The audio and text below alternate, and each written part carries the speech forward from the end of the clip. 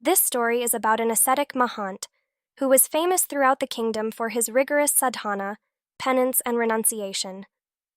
The aura of his penance and his power of self-control were unparalleled, and people used to cite his truthfulness and purity as examples. Mahant had spent his entire life away from the worldly pleasures and desires, and was extremely proud of his asceticism. The Mahant's life was an inspiration in itself. He had renounced external attractions, power, and pleasures, and found everything in his penance. He believed that he had gained complete control over his senses, and this belief was deeply rooted within him. People who visited his ashram would return after hearing stories of his renunciation and self-control. One day, the queen of a nearby kingdom was passing through the forest in which Mahant's ashram was located. This queen was famous in her kingdom for her beauty, wisdom, and humility. Her fame had spread far and wide, and her gentleness was talked about in every kingdom. Her beauty was such that anyone's heart would stop on seeing her.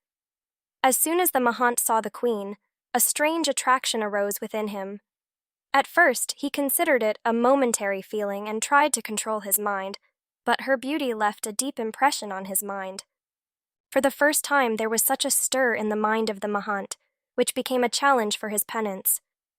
A new desire was born within the Mahant, who had taken a vow to keep his entire life away from worldly pleasures. As time passed, he failed to control his senses, and his lust and attraction towards the queen kept increasing. These were the feelings which he had always stayed away from and which he considered trivial. The Mahant now started making a plan to satisfy his desires. He called his disciple and sent him to the queen and ordered him to convey the message. Tell the queen that it is not safe to spend the night in the forest, and she should rest in the ashram. The queen was impressed by the Mahant's penance and knowledge, and had heard about his integrity, so she readily agreed to come to the ashram. As soon as the queen entered the ashram, the Mahant's suppressed desires went out of his control.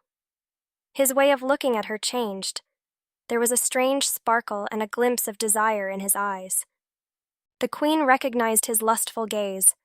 She immediately sensed the Mahant's intentions and left without saying anything, but she had a feeling of deep disappointment and disagreement in her heart.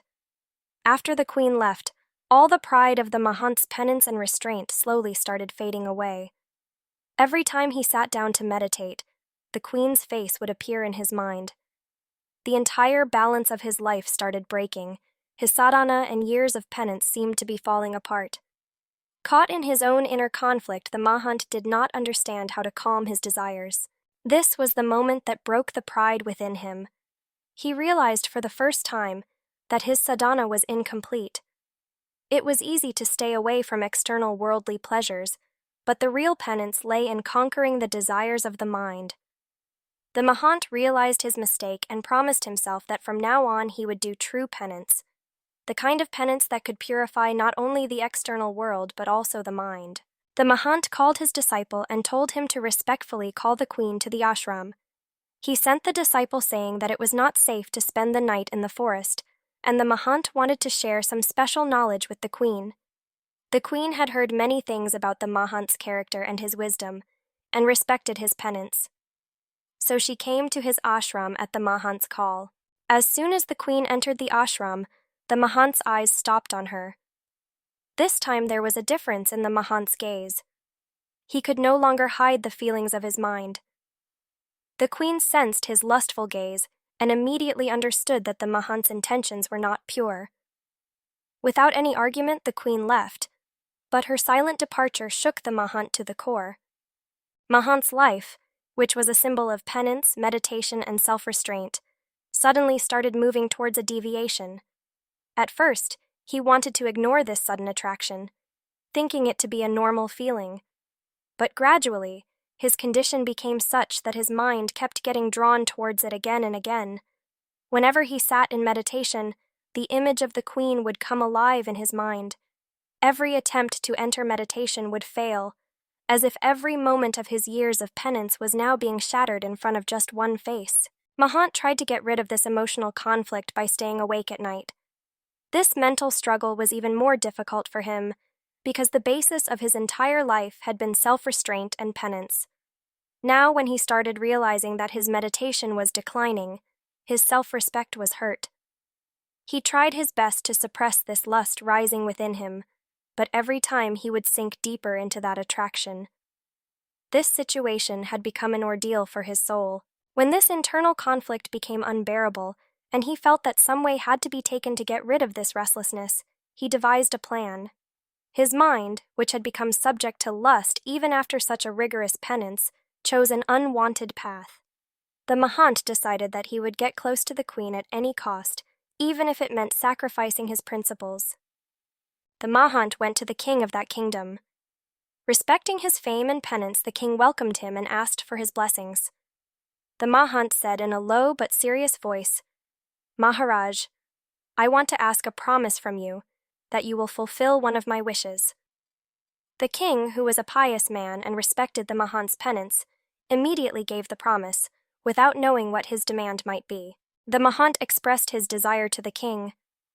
"Maharaj, I am attracted to your queen. Please allow me to call her to me for some time." This came as a shock to the king. This emotional request of the Mahant towards his beloved queen was unexpected. The king was filled with anger, but he had great respect for Dharma, and keeping the promise given was of utmost importance to him. The king was a man of monogamy and had immense love for the queen. Despite this, he decided to accept this humiliating request to protect Dharma. The king was hurt that an ascetic Mahant, whose life was an epitome of restraint and renunciation, could make such a demand. But being bound by the limits of his word, he calmed his mind and resolved himself to follow his Dharma and his word. Standing firm in his ideals, the king accepted this difficult situation, even though his mind was rebelling within. When the king's queen came to know of this incident, she herself came to him and said, "You do not worry and do not hesitate to keep your word. Send me, I will face this test myself." The queen decided to confront the sadhu with patience and self-respect. On reaching the ashram, the queen very politely told the sadhu, "O Mahant, you have performed penance for years and taught the world to stay away from lust and attachment. But today, I see that you yourself have succumbed to these feelings. Lust is in every human being's mind, but a true sadhu is one who controls it, not succumbs to it." These words of the queen shook the mind of the Mahant. Hearing her words, he felt as if someone had shown the mirror to his inner ego and lust. The Mahant realized his mistake. He understood that his penance was only external. The real penance was to conquer the desires and passions of the mind. He admitted his mistake, apologized to the queen, and again got absorbed in his sadhana, but this time with a firm resolve to understand the depths within himself. After this incident, the Mahant resolved that he would follow the path of true spiritual practice and conquer the weaknesses of his mind. The queen taught him that true spirituality does not lie in merely preaching to others, but in identifying the disorders within oneself and controlling them. So, friends, I hope you enjoyed this story and learned some important lessons from it. If you liked this story, please like this video and share it with your friends. Your feedback is valuable to us, so let us know in the comments how you found this story and which story you'd like us to discuss next. Don't forget to subscribe to our channel so that you get notifications for our new stories. Your support inspires us to do even better. See you in the next video. Until then, stay safe and take care. Thank you.